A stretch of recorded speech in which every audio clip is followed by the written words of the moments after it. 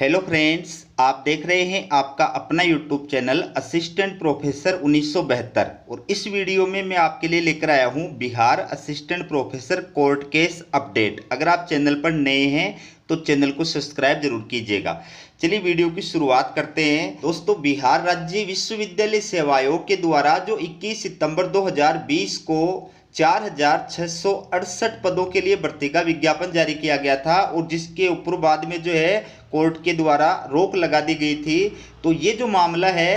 ये डॉक्टर आमोद प्रबोधी बनाम बिहार राज्य के नाम से जाना जाता है। तो इस मामले पर आज पटना हाई कोर्ट की खंडपीठ के अंदर जो है सुनवाई हुई और इसके अंदर डिसीजन जो है वो दिया गया। 4 अप्रैल 2024 को पटना हाई कोर्ट के अंदर इस मामले पर सुनवाई हुई थी और निर्णय जो है उसको सुरक्षित रखा गया था। तो दोस्तों, ये आप देखिए, coram honourable the chief justice and honourable mister justice Harish Kumar CAV judgment for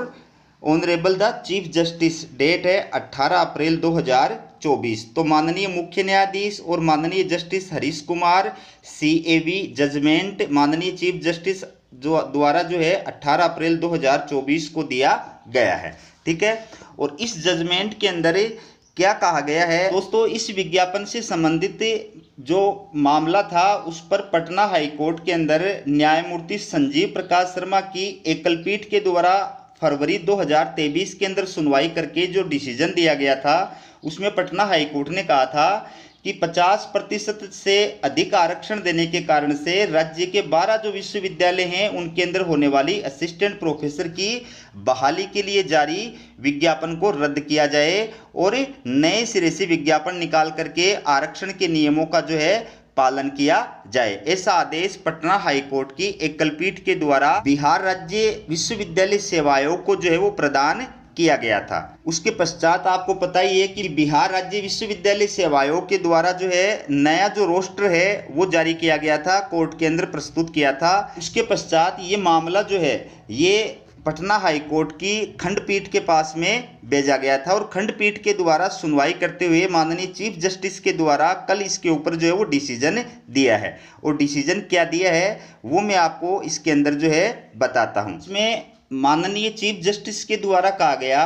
कि हम कुछ पीड़ा के साथ में ये देख सकते हैं कि मुट्ठी भर आवेदकों के द्वारा पूरे विज्ञापन को चुनौती देने के कारण से 4000 से अधिक रिक्तियों को भरना लगभग 4 वर्षों से रुका हुआ है। सामान्य दलीलें उठाई गई आरक्षण के लिए निर्धारित सीमा से अधिक होना और बैकलॉग रिक्तियों का निर्धारण नहीं होना। यानी उन्होंने कहा कि इस विज्ञापन को जो चुनौती दी गई उसमें 2 प्रमुख दलीलें थी कि एक तो आरक्षण जो है वो निर्धारित सीमा से अधिक है, दूसरा इसके अंदर बैकलॉग की जो रिक्तियां हैं उनका निर्धारण सही नहीं किया गया था। चीफ जस्टिस के द्वारा क्या कहा गया कि वास्तव में इस पूरे विज्ञापन को जो है आवेदकों के द्वारा याचिकाकर्ताओं के द्वारा चुनौती दी गई है ये सही नहीं है। उनको केवल अपने विशिष्ट विषय या अपने विशिष्ट पद पर जो है विचार किए जाने की आवश्यकता थी, उसके लिए उनको याचिका दायर किए जाने की आवश्यकता थी। बिहार राज्य विश्वविद्यालय सेवा आयोग के द्वारा जो आरक्षण का रोस्टर तैयार किया गया था वो विश्वविद्यालय अनुसार तैयार किया गया था।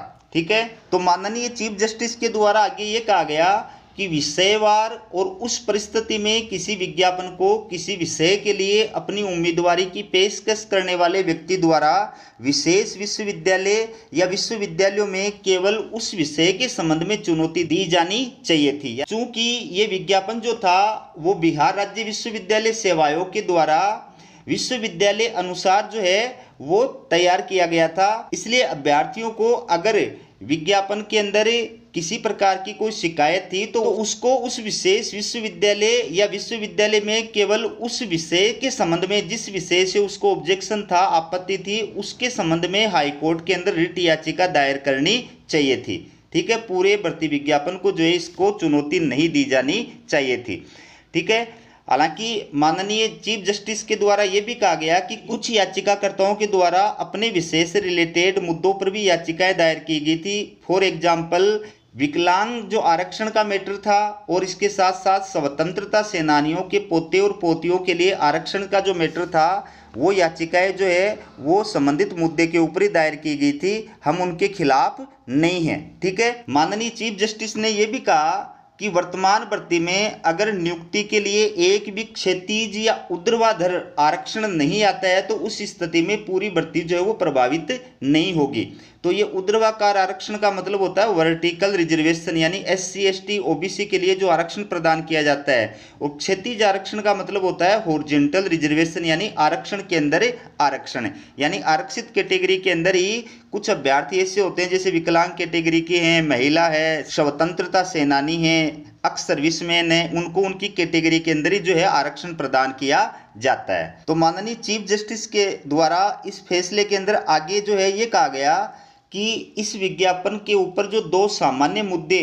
उठाए गए हैं उन पर जो विचार किया गया है कि आरक्षण रोस्टर तैयार करने के लिए सभी विश्वविद्यालयों में रिक्तियों को संयोजित करने और विद्वान एकल न्यायाधीश द्वारा ऐसा करने का निर्देश देने का कोई सवाल ही नहीं है। यानी फरवरी 2023 के अंदर जो एकल पीठ के द्वारा डिसीजन दिया गया था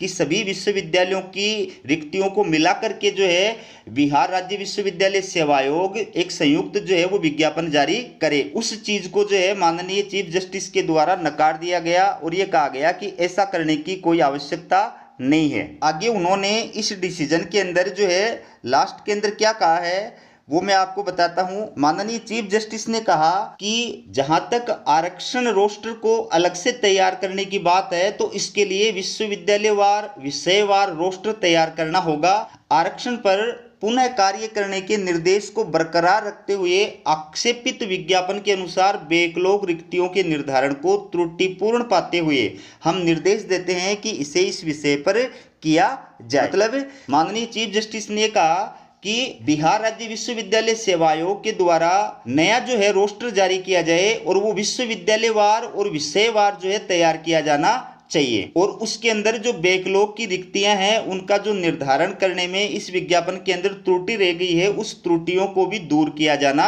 चाहिए। तो आपने देखा कि पटना हाईकोर्ट के कल के जो आदेश हैं इसके अंदर माननीय चीफ जस्टिस के द्वारा एकल पीठ के द्वारा दिए गए सभी विश्वविद्यालयों को मिलाकर के जो है संयुक्त रोस्टर जारी करने का जो आदेश था उसको रद्द कर दिया है और ये कहा है कि नया जो रोस्टर है वो तैयार किया जाना चाहिए, उसके अंदर विषयवार और विश्वविद्यालयवार जो है वो पद विज्ञापित किए जाने चाहिए। और इसके अंदर इस चीज को विशेष रूप से ध्यान में रखा जाए कि जो बैकलॉग की रिक्तियां हैं उनका जो निर्धारण त्रुटिपूर्ण ढंग से किया गया था उसको सही किया जाए, ऐसा माननीय चीफ जस्टिस के द्वारा जो है बिहार राज्य विश्वविद्यालय सेवा आयोग को निर्देश दिया गया है। तो उम्मीद करते हैं कि अब बिहार राज्य विश्वविद्यालय सेवा आयोग जो है वो हाईकोर्ट की खंडपीठ के द्वारा दिए गए इस आदेश के अनुसार विषयवार और विश्वविद्यालयवार जो है रोस्टर तैयार करेगी और उसके अंदर आरक्षण के अंदर जो बैकलॉग रिक्तियों का निर्धारण करने में त्रुटि रह गई थी उसको दूर करते हुए जो है विज्ञापन जारी करेगी और जल्दी ही जो है ये प्रोसेस पूरी होगी। इसी उम्मीद के साथ में वीडियो को यहीं संपन्न करते हैं।